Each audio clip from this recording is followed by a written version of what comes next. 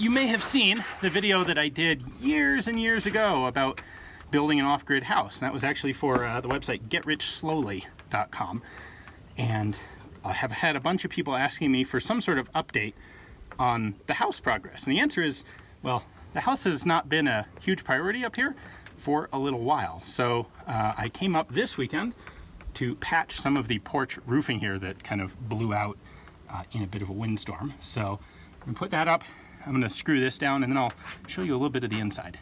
Alrighty, so we'll give you a quick little tour of the house as it currently exists. Now, a lot of this work is actually the work of my wife, not me, because she's been taking over a bunch of it while I've been doing video. But, front door, let's go inside.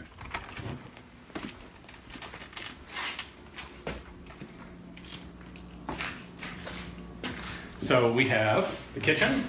The kitchen is pretty much the one room that's actually complete at this point. This whole place is running on photovoltaics that I set up, 12 years ago now, I think, something like that.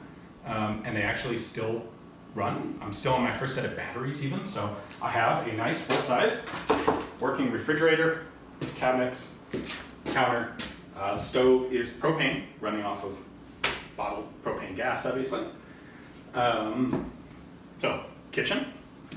And then, if we swap places here, this is going to be the living room. There will be a couch on this wall. The entire inside of the building has been stuccoed with white stucco, and that was one of the worst parts of the entire process, was doing stucco inside, upside down on a lumpy surface.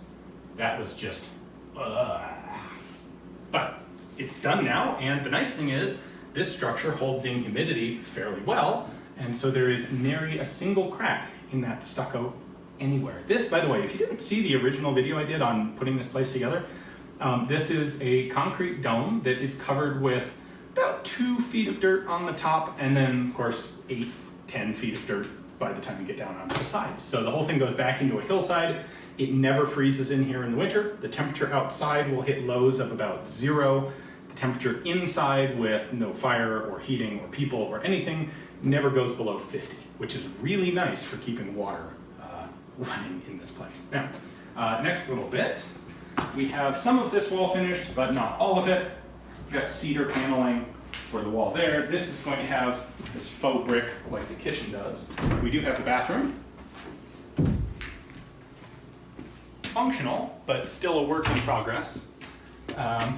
Shower is still a work in progress. It's a small house, but it has a big shower because I wanted a big shower, and I built it. It's my house, and I can do what I want. Damn it. So, bathroom.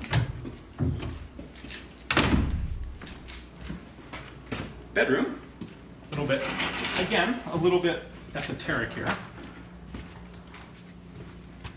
Put the bed straight up in the back of the room. I actually have a little water fountain at the bed, which I thought would be a cool thing to do. Not a whole lot else. The cloth ceiling in here, the idea actually came from some of the old buildings in really the Old West. You can still see a couple, I think there's still one original cloth ceiling in one of the buildings in Tombstone, Arizona. And they did that because it was really expensive to haul lumber around in the desert. And so you'd make the floor, like the second floor out of wood and studs to support it, but then the underside, you didn't need wood there. There was no structural reason for it. You just needed some nice finished ceiling, and so they would often use cloth because it was a lot easier to move around. So, bedroom.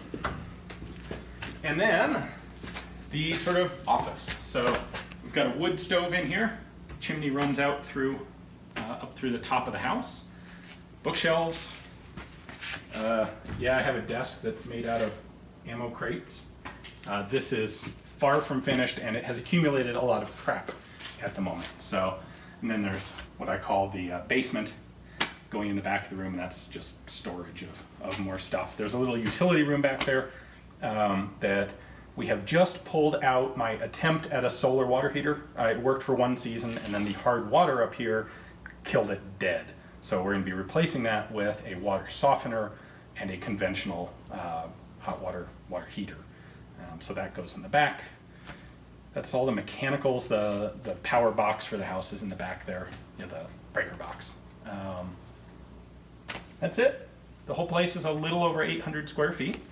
When I first built it, I intended it to be a full-time residence. Since it has turned into a weekend sort of getaway, although I'm up here about once a year at this point, which is why my wife has been doing most of the work on it when she comes up here instead. So at some point, it'll get more finished out. I do have internet access out here. In fact, this little guy is a cell tower repeater. It goes out the wall, and I have a repeater panel up outside the house, and I can talk to the nearest town cell tower and then use my cell phone as a Wi-Fi hotspot and have internet access in the house. And it actually works pretty well because the nearest town is quite small. They have a standard full capacity cell tower that is using some tiny fraction of its potential, and so I can hook up and actually get pretty good speed on it. However, being up here, I'm way outside of civilization, and so I don't have access to go to shooting matches. I'm hours and hours and hours away from any sort of airport.